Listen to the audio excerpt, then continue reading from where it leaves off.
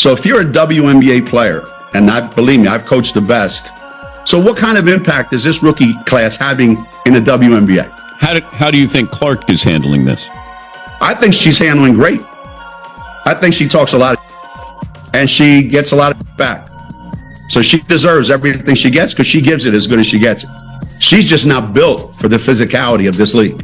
So there's a lot of learning curve. But for these ridiculous fans who had her slotted as the next Diana now, they're out of their mind. Okay, so the kid was set up for failure right from the beginning. In an unprecedented turn of events, Caitlin Clark has officially shut down Geno Auriemma's attempts to bring her back to UConn, sending shockwaves through the women's college basketball world. For years, Clark's talent has been undeniable.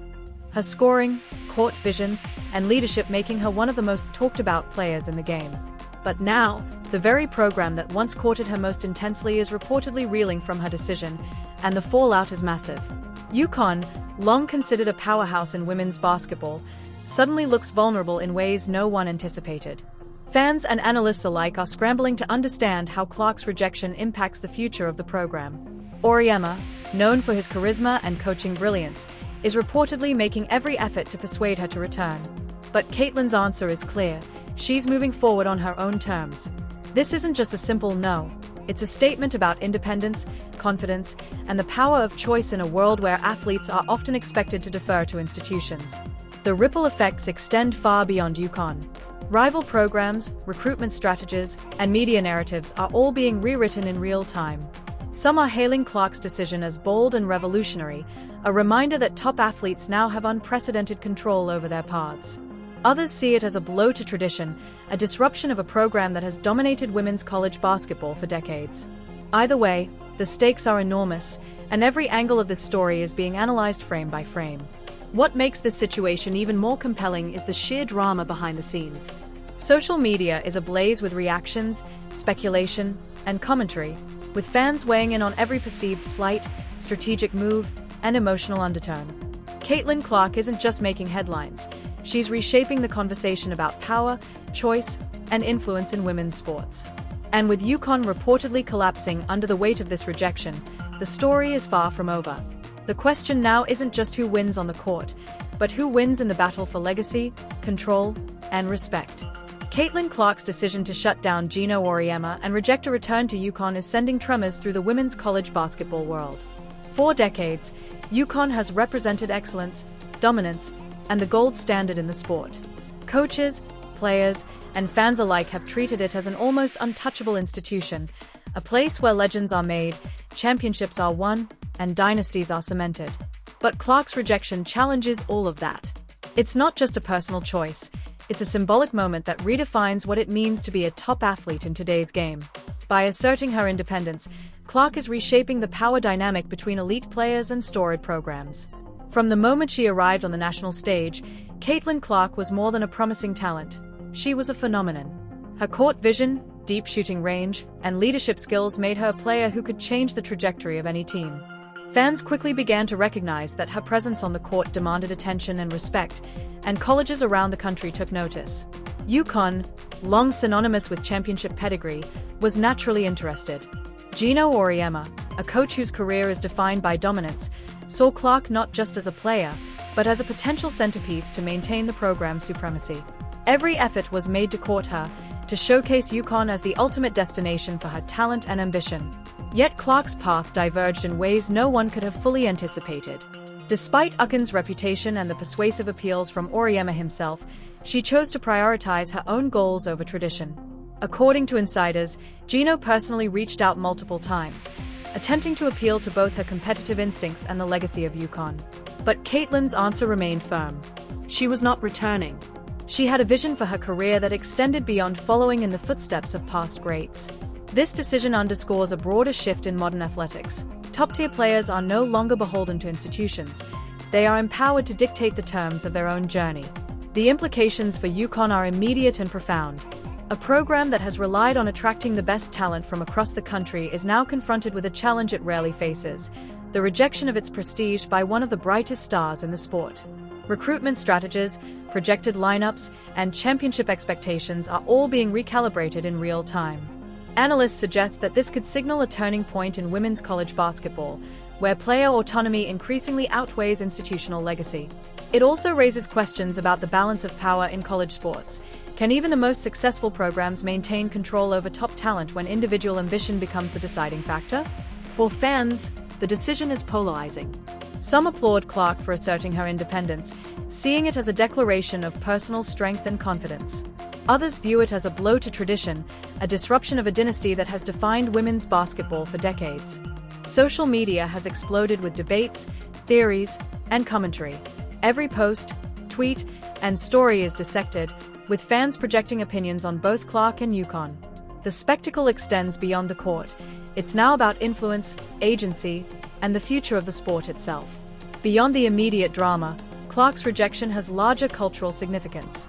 It reflects a growing awareness among young athletes that their careers, brands, and personal goals can and should guide their choices. No longer are players expected to simply follow established pathways or honor institutional legacies. Instead, the focus is shifting toward individual vision, empowerment, and the right to make bold decisions, even if those choices disrupt long-standing hierarchies. Caitlin Clark's refusal to return to UConn is more than a personal decision, it's a defining moment for women's basketball. It challenges assumptions, ignites debate, and underscores a changing era in which athletes assert control over their own destinies. And while UConn may be grappling with the immediate consequences, the story is far from over. Fans, analysts, and rival programs alike are watching closely, aware that this decision will have ramifications for years to come, both on and off the court. Her decision is a reminder that the game is no longer just about talent, it's about vision, independence, and the courage to make choices that define not only careers but legacies.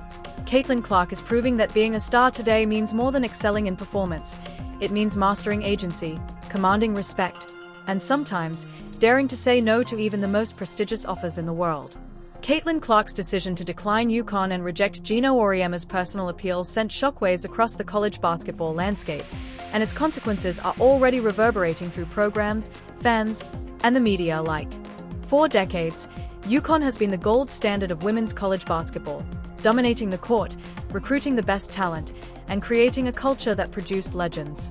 To see one of the sport's brightest young stars actively turn them down is nothing short of seismic.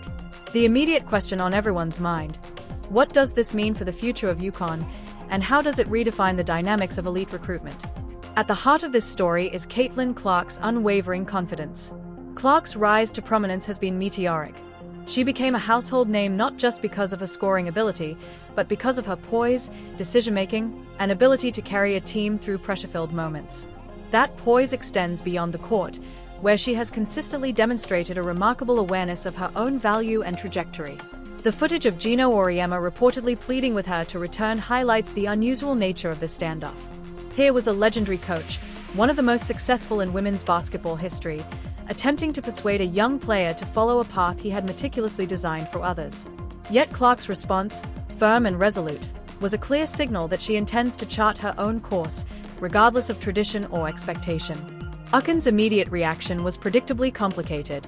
The program has long operated under a system where attracting the nation's top talent was rarely a problem. The prestige, the training, and the track record did most of the convincing. Clark's rejection disrupts that dynamic. Coaches and analysts are now questioning whether UConn can maintain its dominant recruiting pipeline when players increasingly exercise autonomy over their careers. If even the most storied program cannot guarantee compliance from elite athletes, what does that mean for the future of the sport? Some insiders suggest that this may signal the beginning of a new era in women's basketball, where power gradually shifts from institutions to the athletes themselves. The implications for other programs are immediate and far-reaching. Rival schools have watched this drama unfold with keen interest, recognizing an opportunity to capitalize on the evolving landscape. Programs that previously struggled to compete with UConn's reputation now see a potential opening to recruit top-tier talent by appealing directly to players' aspirations, goals, and agency. It's a paradigm shift. Rather than relying solely on tradition and prestige, programs may need to offer personalized visions that empower athletes, giving them a sense of ownership over their careers. In this context, Caitlin Clark becomes more than a player. She becomes a symbol of empowerment, a living example of what it looks like to place personal goals above institutional pressure. Social media has amplified the drama to unprecedented levels. Fans across the country are dissecting every detail, from her body language in interviews to every comment about the UConn program.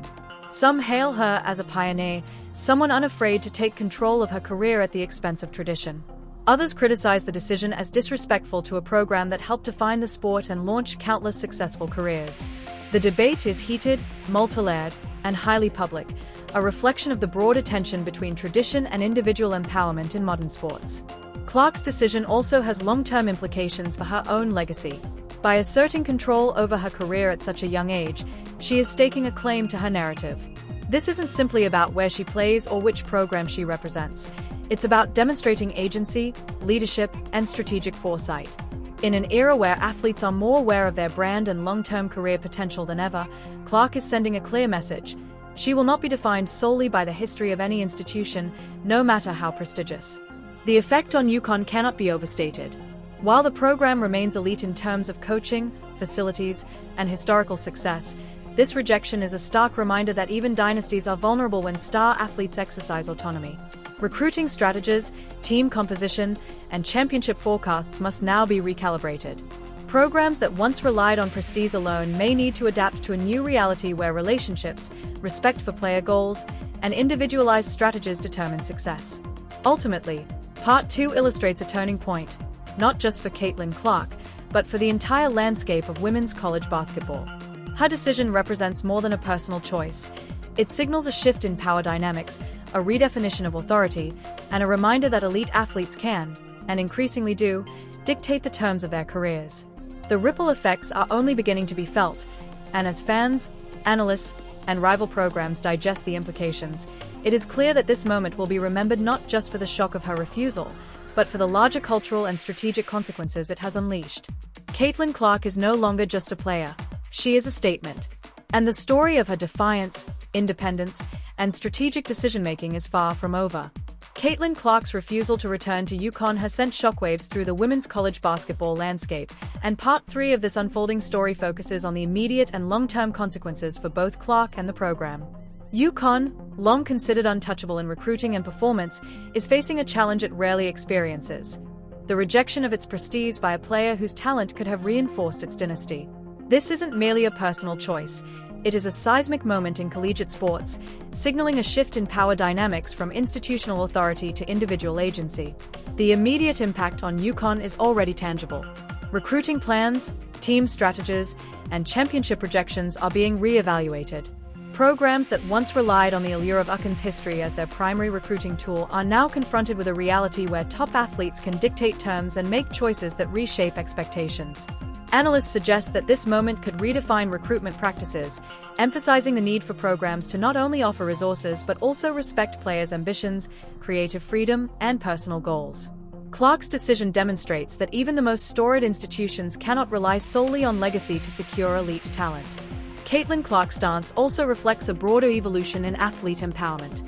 Young athletes today are increasingly aware of their market value, brand potential, and long-term career trajectory.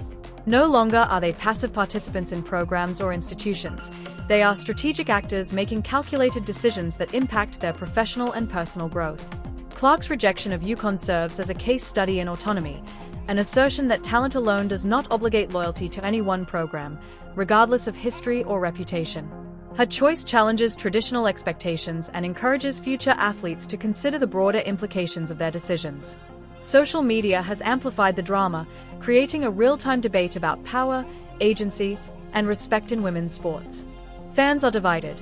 Some praise Clark for taking control of her narrative and rejecting pressure, while others criticize her for rebuffing a program synonymous with success. Every post, comment, and video dissects her decision, exploring not just the implications for her career, but for the wider landscape of women's college basketball. Public perception has become part of the story, highlighting how athlete decisions now exist in a digital ecosystem where every choice is scrutinized, celebrated, or condemned. Meanwhile, UConn faces the challenge of maintaining its dominance without Clark. The program's reputation as a talent magnet is at risk if top athletes see autonomy as a reason to explore other opportunities. Coaches must adapt to a new reality in which relationships, personal respect, and individualized strategies carry as much weight as institutional prestige. This could lead to a more collaborative approach, where elite players are given a voice in shaping their trajectory, ensuring that programs remain competitive without relying solely on historical dominance. Clark's decision also raises questions about how elite programs balance authority with player empowerment. For decades, UConn's system thrived on strict coaching discipline, brand authority, and an established path to success. Clark's rejection challenges that model, demonstrating that top athletes are no longer willing to accept rigid structures without consideration for their personal ambitions. Programs that fail to adapt risk losing the next generation of stars to institutions willing to prioritize player agency. In addition to institutional ramifications, Clark's decision positions her as a cultural figure in women's sports. Her choice symbolizes independence, leadership, and a refusal to be constrained by tradition. She becomes an example for younger athletes who aspire to reach elite levels, demonstrating that asserting control over one's career is both possible and necessary. This moment extends beyond basketball. It represents a broader movement toward athlete empowerment across all sports. Finally, the ripple effects extend to competition and strategy. Rival programs are now more vigilant than ever, recognizing the opportunity to recruit top-tier talent who might otherwise have been drawn exclusively to UConn. Clark's decision has leveled the playing field, demonstrating that strategic recruiting, personalized attention, and respect for athlete autonomy can shift the balance of power in collegiate sports. Programs that recognize this new reality are likely to gain an edge, while those that resist may struggle to maintain dominance. Part 3 underscores that Caitlin Clark's decision is far more than a personal choice. It is a transformative event in women's college basketball. By asserting her independence, she has challenged institutional authority, influenced recruitment strategies, and elevated the conversation about athlete empowerment. Her decision reshapes expectations, redefines tradition, and positions her as a symbol of modern sports autonomy. As the ripple effects continue, both Clark and UConn will be forced to navigate a new era, one where talent, choice, and strategy intersect in unprecedented ways. Her story is no longer just about basketball. It's about power, agency, and the courage to take control in a world that expects compliance. And as the next chapters unfold, every move she makes will be scrutinized, analyzed, and celebrated, shaping not only her legacy but the future of the sport itself. The ripple effects of Caitlin Clark's decision to reject UConn and shut down Geno Auriemma's attempts to bring her back are still reverberating, and Part 4 of this story dives into the deeper consequences for the program, her career, and the wider landscape of women's college basketball. Beyond the immediate headlines, this is a pivotal moment that redefines power dynamics, recruitment strategies, and the cultural narrative around elite athletes. What makes this so striking is not just the choice itself, but what it signals: the emergence of athlete autonomy as a dominant force in collegiate sports. For UConn, the impact is multifaceted and immediate. The program has built its reputation over decades on a combination of elite coaching, rigorous development, and, most importantly, the ability to consistently attract the nation's top talent. Caitlin Clark's refusal disrupts that perception. Suddenly, the idea that UConn is an untouchable destination is challenged. Coaches and administrators are now facing a scenario few anticipated: a young, high-profile athlete prioritizing her personal goals over the storied legacy of the institution. Recruitment pipelines, long considered reliable, are suddenly less predictable. Every prospective recruit now has the precedent of Clark's decision as a model, demonstrating that individual choice can outweigh historical prestige. The cultural implications of this moment are equally profound. For years, women's college basketball has celebrated dynasties like UConn as the ultimate achievement, while athletes were expected to follow in the footsteps of those who came before. Clark's rejection challenges that narrative. It sends a message to young athletes everywhere: your career, vision, and personal brand are yours to define. Independence, ambition, and self-determination are now as valuable as championships and accolades. For players growing up in this era, Clark's actions are a blueprint, a demonstration that talent and achievement do not obligate deference to tradition. Meanwhile, the program itself must navigate the fallout. UConn's internal response is likely complex, balancing public perception with the need to maintain team morale and recruitment momentum. Coaches must reaffirm the program's value while addressing the reality that elite players increasingly view personal agency as paramount. Every communication, strategy, and decision moving forward will be measured against this backdrop. Moreover, rival programs are paying close attention, recognizing that the era of unquestioned institutional authority may be ending. Schools that can offer individualized attention, autonomy, and a clear pathway for personal development may gain a competitive advantage, even against historically dominant programs. On a personal level, Caitlin Clark's decision solidifies her as not just an elite athlete, but a cultural figure. Her choice is an assertion of control, a refusal to conform to expectations, and a demonstration of strategic foresight. By taking this step publicly, she is influencing not only her own trajectory but the broader conversation about athlete empowerment, equity, and leadership. The decision carries risk, both in terms of public perception and professional outcomes, but it also positions her as a trailblazer. Fans, media, and fellow athletes are watching closely, aware that the ramifications extend far beyond one player or one program. Financially, academically, and socially, the rejection carries both challenges and opportunities. Caitlin Clark's choice may alter the support structures available to her at UConn, but it also opens doors for partnerships, branding, and independent career paths that may have been limited under traditional institutional frameworks. In an era where athletes are increasingly leveraging their name, image, and likeness rights, autonomy is not just a philosophical statement, it is a strategic career move. Clark's decision embodies a sophisticated understanding of modern athletic influence, signaling that she is as concerned with long-term legacy as she is with immediate success. For the sport as a whole, this is a moment of recalibration. Fans, analysts, and players are all re-evaluating what it means to succeed in women's college basketball. Dynasties like UConn remain powerful, but the balance of influence is shifting. Clark's decision underscores that programs must evolve, adapt, and respect athlete agency if they hope to maintain relevance. The era of unquestioned authority may be fading, replaced by a new model that prioritizes collaboration, empowerment, and mutual respect. Ultimately, Part 4 underscores that Caitlin Clark's choice is not just about UConn or one recruitment battle. It is about redefining expectations for elite athletes everywhere. Her decision challenges traditional power structures, reshapes recruitment strategies, and highlights the increasing importance of personal agency in sports. While UConn may experience immediate turbulence, the broader landscape is being fundamentally transformed. Caitlin Clark is sending a message: talent is power, but vision and independence are even stronger. Her refusal to return is a turning point, a story that transcends basketball to reflect broader social and cultural shifts. It signals the rise of the modern athlete as a self-directed force, one who shapes their destiny, defines their brand, and refuses to be confined by tradition or expectation. And as the sports world continues to absorb the implications, one thing is clear: this moment will be remembered as a defining chapter in the evolution of women's college basketball.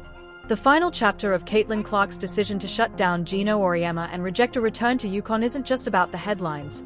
It's about legacy, influence, and the shifting dynamics of women's college basketball.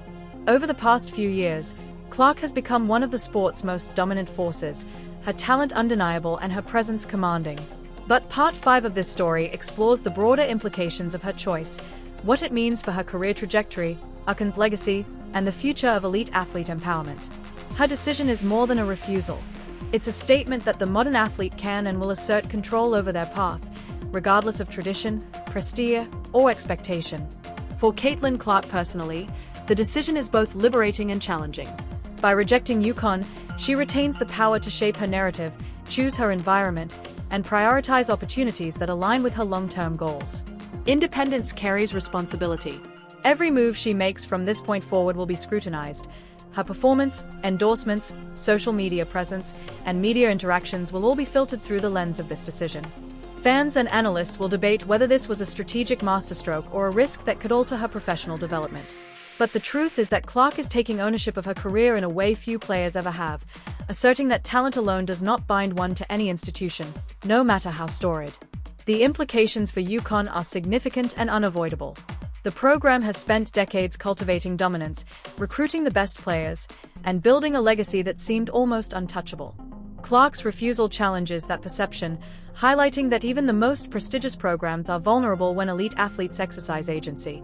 Coaches and administrators now face the complex task of maintaining team morale, recalibrating recruitment strategies, and reassuring fans that the program remains elite. This is an inflection point for UConn, an opportunity to adapt to a changing landscape where player autonomy increasingly dictates the balance of power. Programs that fail to acknowledge this shift risk losing relevance, regardless of history or past success. Beyond the immediate consequences, Clark's decision reverberates across the entire sport.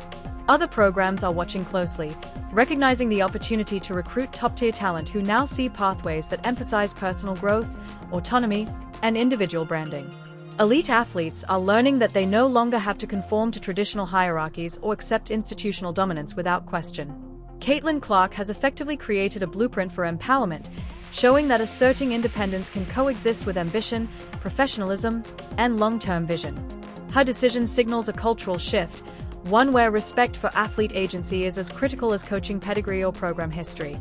From a media and fan perspective, the story has created unprecedented engagement. Social media platforms are filled with discussions about her choice, with some hailing it as revolutionary and others criticizing it as a rejection of tradition. This debate highlights the broader tension between institutional authority and individual autonomy in sports. Fans are no longer passive observers. They are active participants in shaping narratives, celebrating independence, and weighing consequences. The discourse surrounding Clark's decision underscores that athlete decisions today exist in a highly visible, highly influential ecosystem where every choice carries cultural significance. Finally, the long-term impact on Clark's legacy cannot be overstated. By asserting control over her career at such a pivotal moment, she positions herself not just as a dominant player, but as a trailblazer.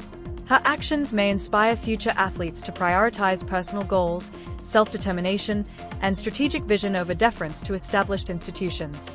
This is about more than basketball. It is about redefining power dynamics in collegiate sports and signaling that the next generation of elite athletes will wield influence on their terms. For Clark, success will not just be measured in points, championships, or accolades.